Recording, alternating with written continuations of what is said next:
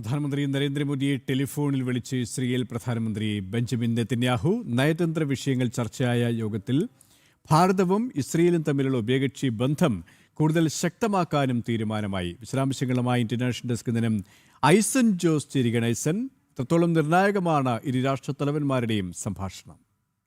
തീർച്ചയായും ഏറ്റവും നിർണായകമാണ് ബെഞ്ചമിൻ നെതന്യാഹുവിൻ്റെയും പ്രധാനമന്ത്രി നരേന്ദ്രമോദിയുടെയും സംഭാഷണം എന്ന കാര്യത്തിൽ തർക്കമില്ല. നമുക്ക് മനസ്സിലാക്കാൻ സാധിക്കുന്നത് ഇരു നേതാക്കളും അവരുടെ ഔദ്യോഗികമായി ഇക്കാര്യം പങ്കുവച്ചതിൽ സമൂഹമാധ്യമ പോസ്റ്റിലൊക്കെ പറയുന്നത് രണ്ട് രാജ്യങ്ങളും തമ്മിലുള്ള ബന്ധവും പശ്ചിമേഷ്യയിലെ സാഹചര്യങ്ങളും ചർച്ചയായി. അതുപോലെ തന്നെ ശക്തമായ രീതിയിൽ ഇരു രാജ്യങ്ങളും തമ്മിലുള്ള ബന്ധം തുടരുന്നതിനുള്ള ധാരണകളും മുന്നോട്ട് പോകുന്നു എന്നാണ് പ്രധാനമന്ത്രി നരേന്ദ്രമോദിയും സമൂഹമാധ്യമത്തിൽ കുറിച്ചത്. മറ്റൊരു നിർണായക ഘടകം കൂടിയുണ്ട്. പശ്ചിമേഷ്യയിലെ വിഷയങ്ങൾ ചർച്ചയായി എന്ന് പറയുമ്പോൾ പശ്ചിമേഷ്യയിൽ നിരവധിയായ സംഭവവികാസങ്ങൾ പുരോഗമിക്കുന്ന ഒരു സാഹചര്യമുണ്ട്. ഇറാനുമായി ഭാരതത്തിന് ബന്ധമുണ്ട്.